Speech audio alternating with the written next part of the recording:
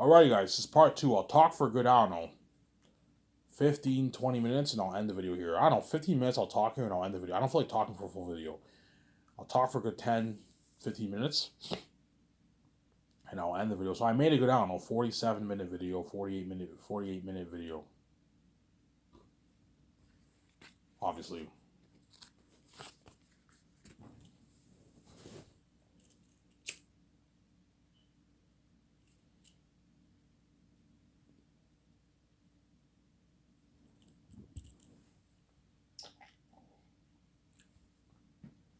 Yeah, Peter will, yeah, you're gonna see that smile on Peter's face.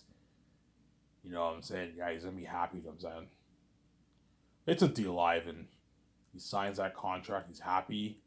He gets his 10 mil signing bonus, and we shake hands to the deal, and I take him out to a nice dinner at Boston Pizza. And Peter Jackson will be flown to Vancouver, and he'll begin work. We'll begin work. We'll begin work on the last Over Saints movie project. Pre-production, production, and post-production. Obviously. Yeah. So pre-production, I'll co-write the script with Peter every morning, and I'll do the concert arts with him every afternoon with the concert artist for the world building and the characters, the costumes, and the weapons. We do the concert arts for that, creating all the demonic beings, the crows, all that stuff. The world building of the North and the South, like those pictures I post on my Twitter account, something like that. And then Peter will take his notes every afternoon, every evening with Guillermo Toro in his hotel room. He'll go over what we wrote, the scenes, and what we wrote down. He takes his notes. That way he's prepped. And I'll watch those movies with Peter. That way he's prepped. Peter's prepped, obviously. And then Peter will consult with the 17 a little bit. And once we finish going over the script, obviously, once we finish writing the script, we'll do two more drafts. We need for potential rewrites for some scenes. Okay, let's go over the whole script again. Let's see if some scenes are not working as good. We can change a few things and rewrite it. But chances are I'll be doing very, very minor rewrites because Zane's is like the almost perfect story. If you ask me, Ivan, the script is good enough. We don't like it's good enough, Ivan. Trust me. I wrote The Hobbit. I wrote Lord of the Rings. This is a good fucking script. You know what I'm saying? You wrote a good script, Ivan. I'm saying, yeah. Obviously. And Peter will help me make the calls for the main like 9 things. The hotel party at the Virgin Arc Resort, the red carpet, the cameras, the IMAX cameras. I'll rent a good 10, 11 of those. The equipment for the cameras, the CGI technology software for special effects. We have to make all those calls. Obviously, the costumes, the machinery for custom making all the costumes, the stuff, the tools for the armor and the weapons for Weather Workshop. We have to make those calls, and the printing mask machines for printing out the 3D print professional masks, like the animal devil being in that I showed you. You need to rent machines, a couple machines. Okay, we need to rent a good like 3-4 machines. That way we have a high printing capacity every day, a high daily printing capacity for the mask. Peter, if you want to have thousands of extras worth of these demonic masks, you need to print a good like 80, 100 masks every day. That way, in like in the 2 years, you can print the thousands of masks for all demonic wolf characters and Barak and the bats in the caverns. So I'm saying you're gonna have to rent a couple masks. If you want to rent the best mask in the business, obviously, it's gonna cost me a couple $100,000 probably. Maybe a good 200K, easy affordable, 250K maybe will cost me. And if you want to get the best mask, printing masks, like each mask machine will cost you like 50, 60, 70K, man, to rent, man. Something expensive. I can easily afford it. Get the best machine to print the best prosthetic mask. Peter, I don't want the wolves and bats looking like your orcs in Lord of the Rings. No, otherwise the movie won't be as good. Looking cheesy like those orcs in the orcs in Lord of the Rings looked a bit cheesy. I don't want them looking like that, man. I want them looking more professional without that being an animal. That way they're actual demons. They look more real. Yeah, I mean, that's what you're saying. Yeah, sometimes they look more professional. Obviously, a very very high professional mask printing machines for creating for all demonic beings, the wolves and the bats.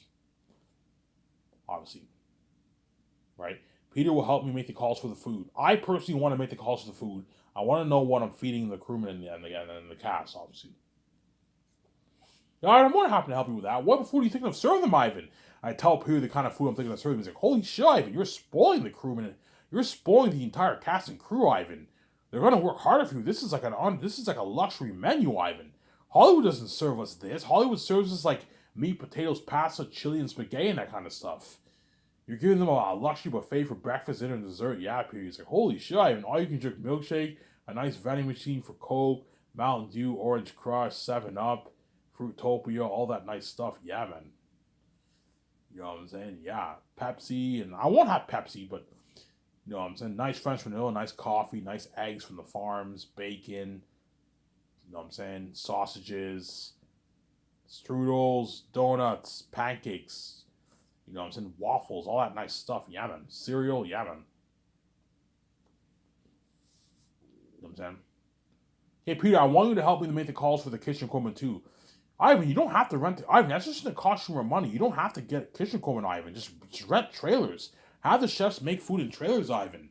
We did that for Lord of the Rings. You'll save a lot of money, Ivan. No, Peter, I'm not going to have the chefs make food in trailers. That's very unprofessional. I want them to have an actual kitchen, like an oven, a stove, unheard of fridge where they store the food. You need to a big fridge where you store all the meat, all that stuff. Yeah. You need all that, yeah. A place where you store all the food, unheard of luxury plates, nice cutlery, the spoons, the forks, and knives, all that nice stuff. Nice plates, you know what I'm saying? A nice hot plate a nice hot plate where you store all the food for the buffet. You know you have that silver hot plate. It's called a hot plate, right? A hot plate, right? You have that silver hot plate, and then you have buffet, or they store the food in the hot plate. Yeah. In the containers, yeah, you need to rent all that, yeah. That way, if you want, Peter, I want my company to be better than Hollywood. If you want my company to be better than Hollywood, you gotta get the best of the best stuff. Alright, how tall much will your kitchen equipment be? Think something like MasterChef. I'm gonna rent the best kitchen equipment in the world, like top high-end kitchen equipment like that, man. Unheard of kitchen equipment, yeah, for the chefs to cook the food. People be shocked, like, holy shit, even your company blows out of the water. Hollywood doesn't serve us food like this. Yeah, sometimes Hollywood will order pizza for us and all that stuff. On last day of filming, Hollywood might have a couple drinks. They might order pizza for us sometimes for the actors, and sometimes, obviously, you know what I'm saying? But, like, they're not spoiling. They didn't spoil us the way you're spoiling us, Ivan. Your company blows out of the water. Yeah, man. My company blows out of the water. Yeah, man. It blows out of the water. That's why Zanes will have crazy worldwide buzz, man. Crazy worldwide buzz, yeah, man. Aratat the devil himself, the king of the south. Ephesus, the king battle of the mountains. Look at an amazing story. An amazing story, yeah, man. Aratat, the king of the south. Ephesus, the king bat of the mountains.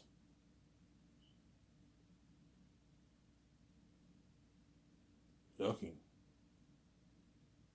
An amazing story, yeah, man.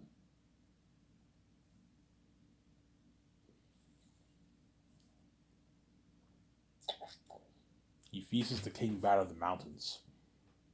Like, imagine that kind of story. Look at an amazing story, man. A masterpiece of a story. Really, Ivan? Yeah, man. Look at a massive story. A masterpiece. People ask me, yeah, Ivan, I read your book, man. You wrote a masterpiece, man. He's like, you know, like I can picture the scenes in my mind. You know, you have the Southern Gillies Mountains, the mossy mountains, Green Mountains, obviously. Like that picture I post on Twitter, yeah. This pathway that leads to to the Gilead city, obviously. And the big mosquitoes bite the people. You have the Jaguars guard entrance, so you know, something like Prince of Egypt, they all have torches, they're scared. They're in the Devil Bats territory, yeah, the mountains. So the moment you cross the mountains, you're now in Ephesus territory, and he's the king bat of the region. He's the king bat of the mountains and the city. Whereas the moment you leave the mountains, you're now in Aratat's territory. He's the king of the rest of the south. So Aratat has a slightly higher power, but Ephesus is also a king. He's the king of the mountains, the king of the city. He's the king of the Gilead city. He's also the king of the mountains. That is his territory. He's the king of that region. He's a king. He's the king of the mountains, obviously. But Aratat has a higher power than Ephesus, obviously. Aratat's the king of the entire South, except for the mountains. But he's the king of the whole South. But he doesn't rule the humans. He doesn't rule the Southerners. I'm going to keep saying that. He doesn't rule the Southerners. He's the king of the South, obviously, but he doesn't rule the Southerners. You see what I'm saying? He's a king. You know what I'm saying? Yeah. Just like the Witch King of Agma is a king, obviously. Just like the Witch King of Agma is a king, obviously, but he doesn't rule the road. He doesn't rule the people of Rohan. He doesn't rule those people. Something similar to that. You know what I'm saying? Yeah, man. And people ask me, Ivan, how much money you giving for who, by the way? Yeah, Peter, $985. $985? Holy shit, Ivan, that's an unheard of budget. This is better than fucking Lord, The Hobbit, Pandora, Avatar, yeah. You know what I'm saying? I tell him how much money I'm putting towards each of the sections. $37 towards costumes, armor, and weapons, and machine for the mask.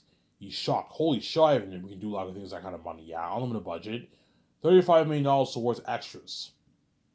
Like, easier for what to pay 6,000 extras to $180. I can have huge gatherings with 30,000, 5,000 people. No problem. I can easily afford it because I have a big budget. Ivan, this is unheard of. We can have 5,000 extras for the Exodus of Sapphi's, Ivan. Yeah, I can easily afford it. 5,000 extras will only cost me a couple of $100,000 for 1 day's work.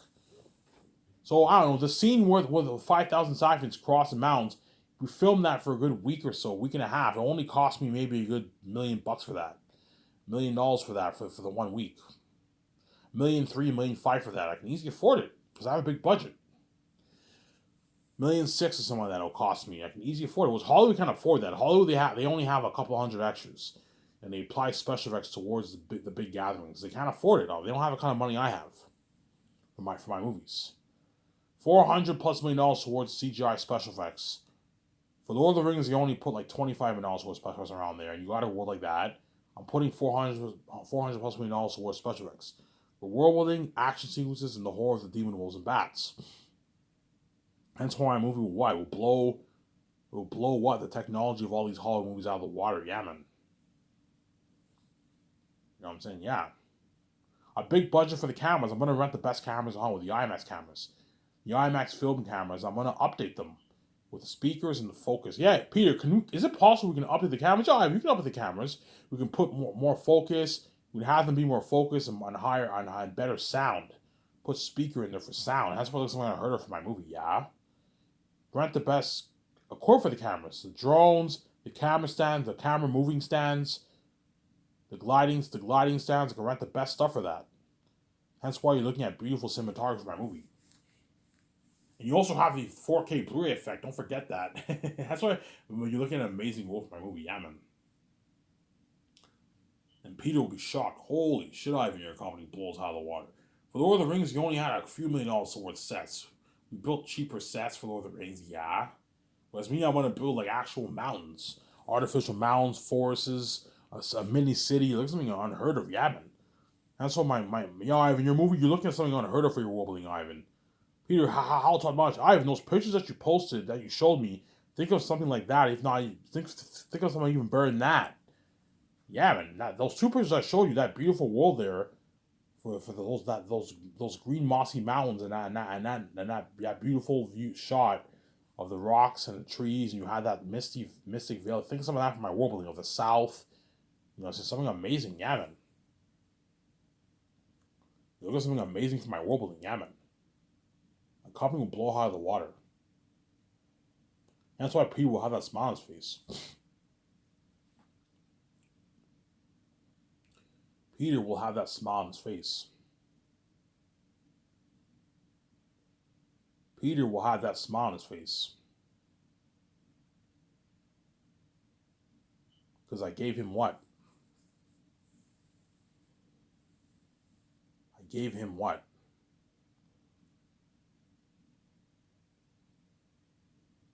I gave him unlimited budget.